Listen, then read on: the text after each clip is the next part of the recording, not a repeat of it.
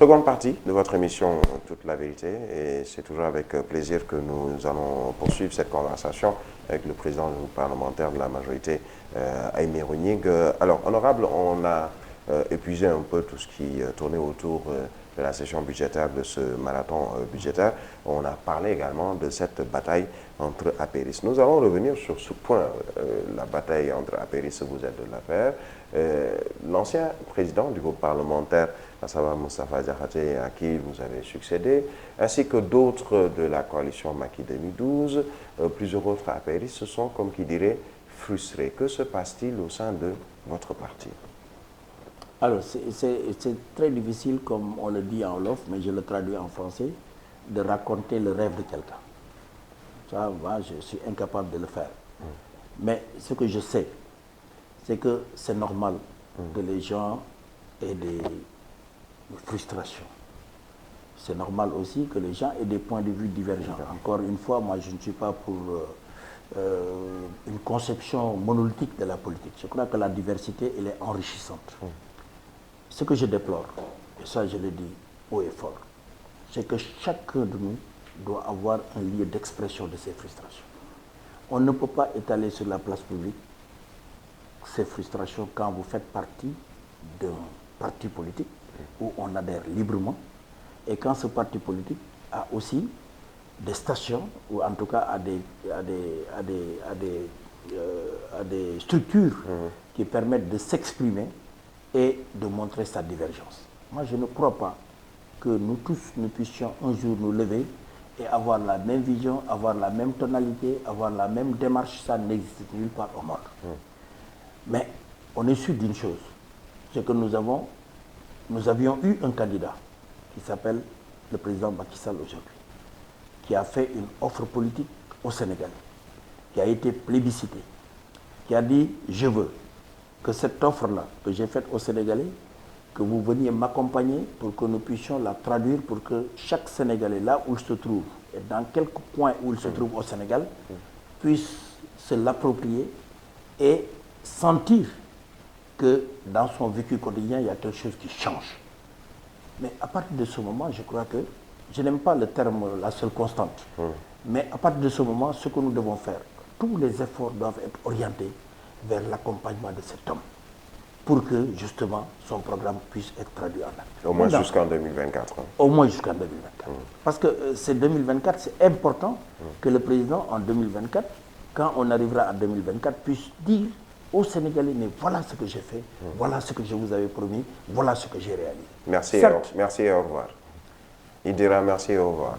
C'est la fin. Vous savez, moi, ce que je dis, encore une fois, le temps est au travail. Le temps est à l'action.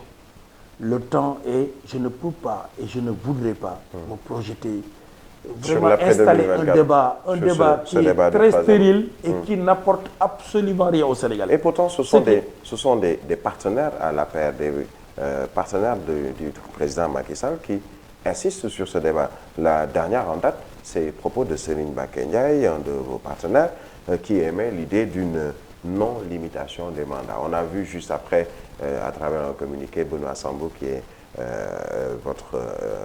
qui est coordonnateur du pôle de la majorité, qui dément cette éventualité. Ce sont quand même vos partenaires qui reviennent sur ce débat. Oui, mais vous savez, vous ne pouvez pas... Vous savez, le Sénégal a tellement évolué au terme de la discipline des gens que vous ne pouvez pas interdire à quelqu'un de se lever et donner son point de vue. Mais quel est le ressenti que nous en avons? C'est ça qui est important. Encore une fois, je dis que le débat, à supposer, je vais poser la question. Si le président disait aujourd'hui, je ne ferai pas le troisième mandat, qu'est-ce qui allait se passer? Il y a des gens qui vont se lever. Certains disent que cela va installer la chienlit au sein même de... Attendez, je vais vous dire. Il y a certains d'abord qui vont se lever pour dire, oui, il l'a dit, mais on n'y croit pas. Il y a d'autres qui vont dire, bon, comme il l'a dit, c'est fini. Nous, maintenant, on va commencer à travailler et non seulement, au lieu de penser entre 2019 et 2024, à commencer à rêver entre 2024 et au-delà.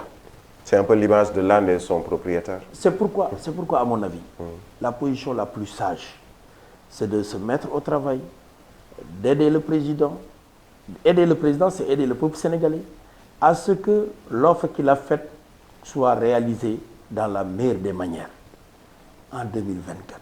De grâce, je le dis encore une fois, au Sénégal, on fait trop de politique. Comment voulez-vous qu'on sorte d'une campagne électorale en 2019? Le président prête serment le 2 avril. On n'est même pas à la fin de l'année 2019 qu'on veuille nous apporter un débat sur ce débat. Sur 2024 et après 2024. Mais non, le temps, c'est le temps de l'action. Le temps de traduire en actes concrets, de donner corps à la vision du président pour que les Sénégalais sentent que, partout où ils se trouvent au Sénégal, qu'il y a quelque chose dans leurs conditions de vie qui est en train de s'améliorer.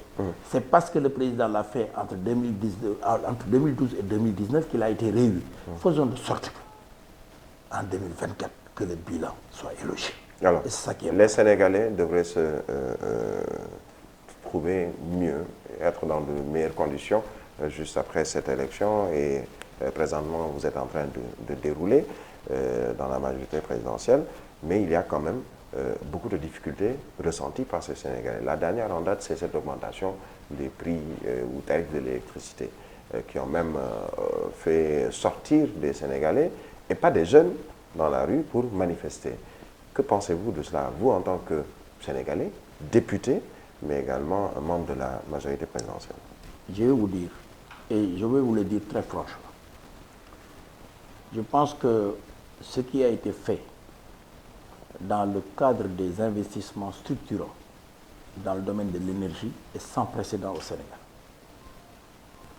Et c'est mon métier, je suis assez proche de ce secteur pour le savoir. Vous connaissez bien ce secteur, vous êtes... Au Sénégal, aujourd'hui, on est à l'ère du gigawatt-heure. Ça veut dire que la puissance installée au Sénégal dépasse les 1000 mégawatts. C'est sans précédent au Sénégal. La deuxième chose, si n'eût été la prise en compte des conditions de vie des Sénégalais, cette vérité sur les prix de l'électricité, on aurait dû les appliquer pratiquement depuis 2014. C'est le président de la République lui-même qui a demandé à ce que les prix, aussi bien au niveau de la pompe, sur le pétrole, sur l'essence, sur le diesel, ne bougent pas. Et mieux, il a même fait baisser le prix de l'électricité. Mais c'était en 2017, 2016-2017, où il y a eu baisse de 10%, et ensuite augmentation encore en 2019. Alors, si vous voyez les deux d'ailleurs, vous vous rendrez compte que cette augmentation qu'on est en train de faire n'égale pas la baisse qu'on avait apportée. Maintenant, tout ceci n'explique pas tout ça. Ce que je voudrais dire simplement, c'est que le président a un ambitieux programme aujourd'hui d'électrifier des villages. Il en a fait 2600, exactement 2612. Moi, je suis un homme de la brousse. Mon village n'a jamais eu de l'électricité. Maintenant, j'ai de l'électricité. Et je connais beaucoup de villageois aussi qui sont fiers et contents, qui ont retrouvé leur dignité de voir de l'électricité chez eux. Le président appelle à ce qu'en 2024, que nous puissions avoir un accès universel à l'énergie, à l'électricité. Ça veut dire quoi? Ça veut dire que voilà quelqu'un qui pense que tout Sénégalais, partout où il est, dans quelque coin où il se trouve dans le Sénégal, doit pouvoir disposer de cette énergie, qui n'est pas un luxe, mais qui est un besoin. Alors, quand vous avez de tels programmes, est-ce que nous devons vraiment aujourd'hui discuter sur 2 francs, sur 3 francs, sur 25 francs, sur 50 francs qu'on a ajouté sur les kilowattheures? Je crois que, très sincèrement, et si cette offre-là a été proposée, je serai le premier à l'accepter. Si on me demandait, moi, de payer plus, parce que je sais que mes parents du village vont retrouver de l'électricité, je serai prêt à le faire. Mais ce n'est pas la communication qui a été faite. Mais attendez, je suis en train de vous dire. Aujourd'hui, au moment où je vous parle, prendre 100 milliards et le mettre à la Sénélec pour justement réguler les prix de façon à ce que les prix ne connaissent pas une augmentation. Je préfère de loin, et je vous le dis franchement, en tant que député, en tant que responsable politique, je préfère que ces 100 milliards-là soient mis à l'intérieur du Sénégal pour donner à des Sénégalais de l'électricité parce qu'ils en demandent et ils n'en ont pas. Mais vous êtes professionnels en la matière, tout ce qui tourne autour de l'énergie. On sait qu'il y a les nouvelles énergies. Entre autres, on a eu un programme avec les centrales photovoltaïques, etc. Est-ce qu'il fallait que ce soit les Sénégalais qui sortent de leur poche, qui payent un peu plus pour justement aider d'autres Sénégalais? Vous êtes quand même... oui, mais ça coûte cher aussi. Porté au pouvoir. Oui, vous savez que... Vous savez, on l'a réglé. Imaginez, en 2012, il y a eu les émeutes de l'électricité. Je vous ai dit qu'on est passé de 430. Et même les 430 mégawatts dont je parle n'avaient pas une disponibilité. Ce n'était pas tout à fait disponible. À aujourd'hui, pratiquement 1 200 000 mégawatts. 1,2 giga. Ça, c'est des investissements structurants. Mais, mon cher ami, et ça, je vais vous le dire, quand le président de la République dit, parce que l'épine dorsale de la politique du président de la République, c'est l'équité. Quand il dit, le président a fait 82 000 kilomètres à travers le Sénégal. Moi, je suis un homme de terroir. Quand je vais dans mon terroir et que je vois des gens qui n'avaient pas de l'électricité, qui aujourd'hui en bénéficient, mais je dis bravo, parce que ces gens-là, il faut qu'ils aient aussi le confort minimum, comme le gars de Dakar, comme le gars de Pékin, de Guédiawaye. Mais ce n'est pas déshabiller Paul pour habiller Jean. Non, mais c'est simplement orienter les transferts. Mais je trouve que orienter 100 milliards au niveau de la Sénélec, simplement parce qu'on veut maintenir les prix, mais je préfère de loin qu'on demande un effort à tous les consommateurs et qu'avec cet argent qui était orienté vers la Sénélec, qu'on puisse électrifier 1000 villages. Voilà le débat.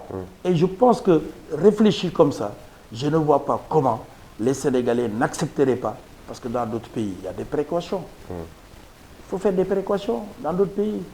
Ou que, par exemple, quand vous dépassez une telle consommation et qu'on sait que cette consommation-là n'est pas de la tranche sociale, on vous facture beaucoup plus.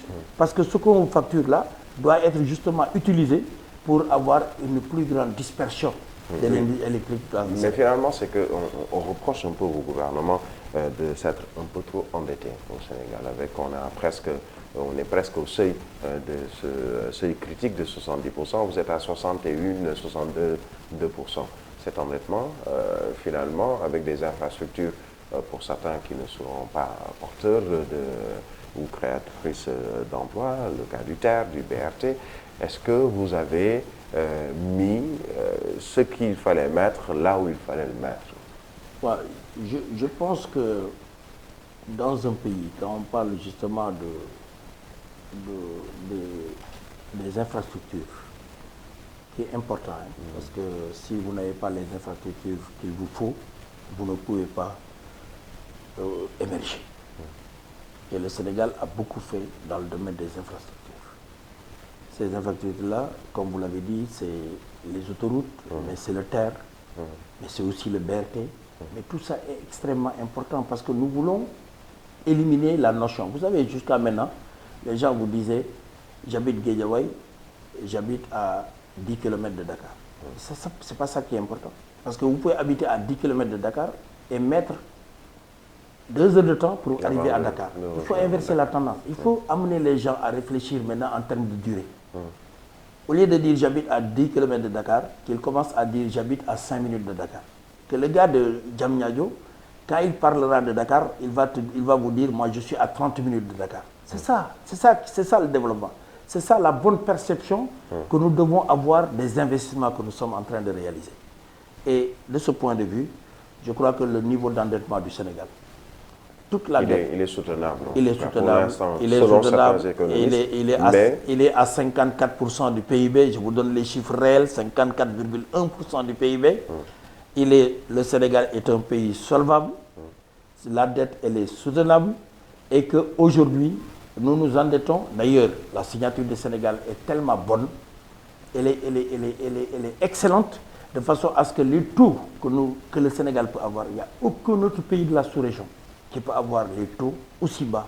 Mais pourquoi est-ce que le Sénégalais lambda, le citoyen lambda, ne ressent pas justement cette embellie financière ou en tout cas ce bien-être sur le plan économique dans sa poche? Ça dépend de quel Sénégalais. Quand vous êtes dans un pays où, comme vous le savez, l'agriculture, la production d'arachide est de 1 500 000 tonnes. Quand vous êtes dans un pays où la production d'oignons est de 400 000 tonnes, j'aimerais que vous fassiez un micro-trottoir, que vous allez du côté de Noto, que vous allez du côté de Diogo, et que vous demandez à ces agriculteurs, est-ce qu'ils ressentent les effets de la politique du Sénégal? Parce que la croissance... Des agriculteurs qui, entre parenthèses, en tout cas pour les producteurs d'arachide, ont revendu pratiquement la totalité de leurs graines, pas à la Sonacos, mais à des opérateurs chinois.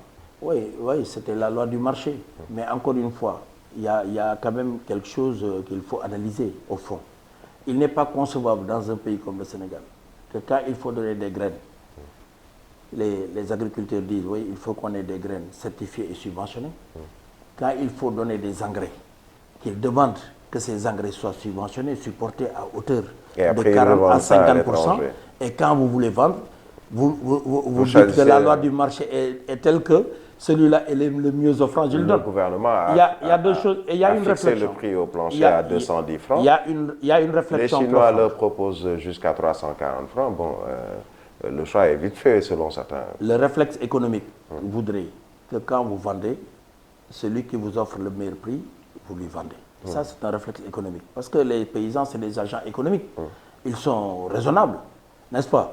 Donc, quand ils voient qu'il y a quelqu'un qui leur offre plus que le prix plancher, que le gouvernement a fixé, mais ils y vont.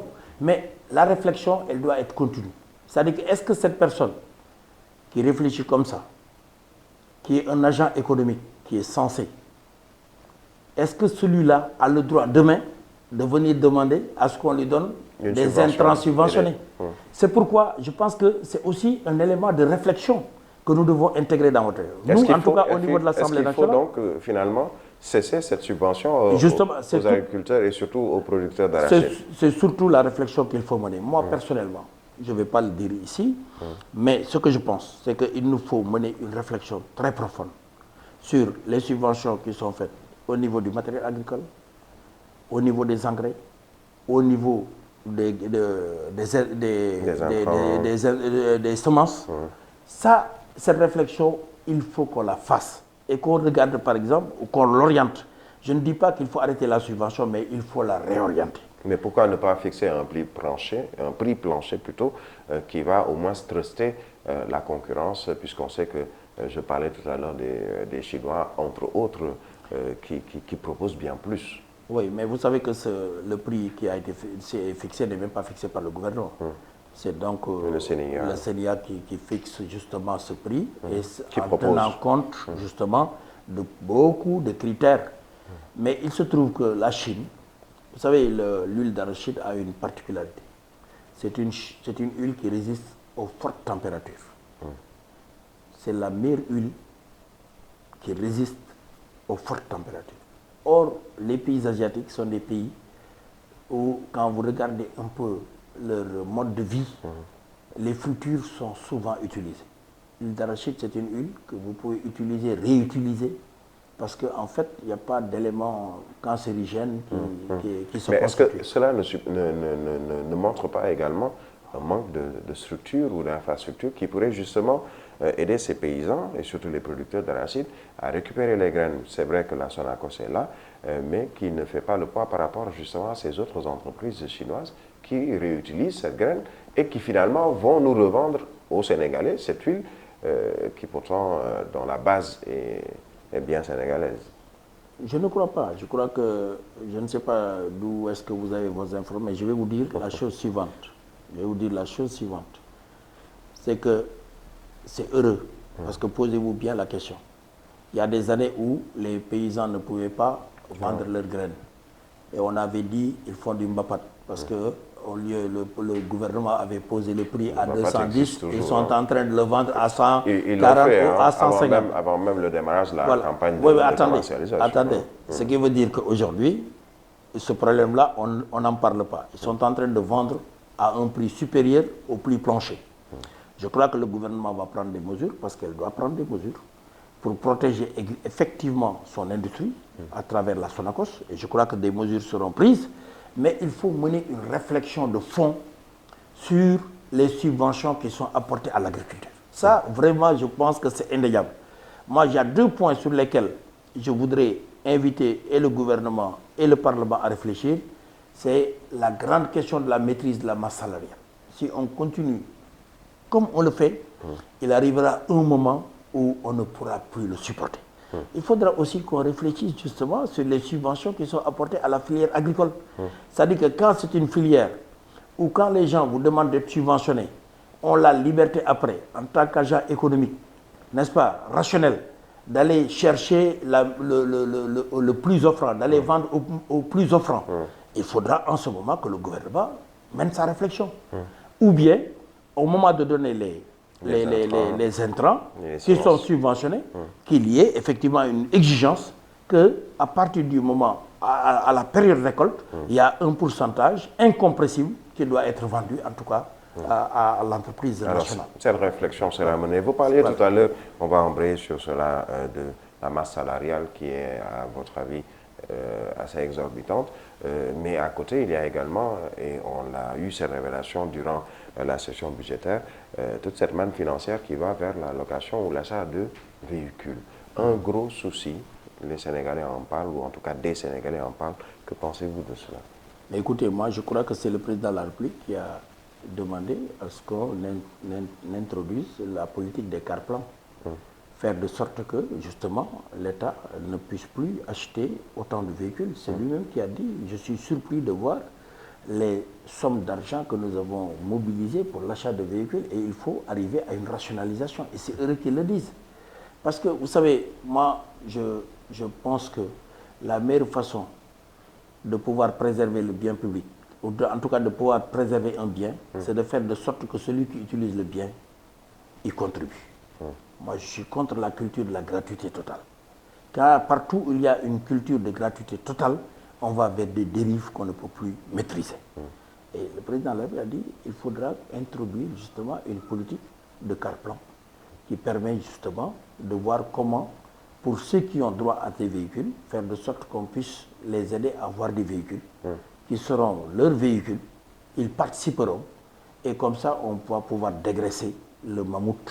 Oui, parce que ce sont des véhicules pour les députés, pour les membres de l'administration, pour les hauts conseillers des collectivités territoriales, entre autres. C'est-à-dire que c'est une élite qui bénéficie finalement de cette... Oui, mais une élite qui travaille. Il ne faut pas dramatiser, Birahim. Vous savez, moi je suis contre aussi cette politique de misérabilisme. On pense, non, quand quelqu'un a du travail à faire, il faut aussi lui donner des moyens de travailler. Aujourd'hui au Sénégal, et vous l'avez entendu, pour une année électorale qui est 2019, les objectifs de recettes du ministère de l'économie, des finances et du plan ont été atteints. On les a même dépassés. Peut-être qu'on va les dépasser de près de 20 milliards à la fin de l'année au 31 décembre. Ça veut dire quoi? Ça veut dire que ce qui est important, c'est de se fixer des objectifs, mais aussi de se donner les moyens d'atteindre ces objectifs-là. Et c'est toute la pertinence des budgets programmes, justement. Parce qu'il y a des programmes, il y a des indicateurs qui sont quantifiables. Bon, c'est vrai, c'est la première année. Il faut l'améliorer pour arriver à des indicateurs encore beaucoup plus pertinents. Mais il fallait commencer, on a commencé, et c'est ça qui permet véritablement de... Donc moi, je ne suis pas pour vraiment cette politique de nivellement par le bas où on dit qu'il y a des gens qui ont des véhicules. Mais ceux qui ont des véhicules, c'est parce qu'ils ont des missions qui obligent qu'ils aient des véhicules pour pouvoir faire les services publics qu'ils doivent faire. La seule chose, c'est qu'il faut aller vers une politique de rationalisation. Parce qu'il faut rationaliser aussi.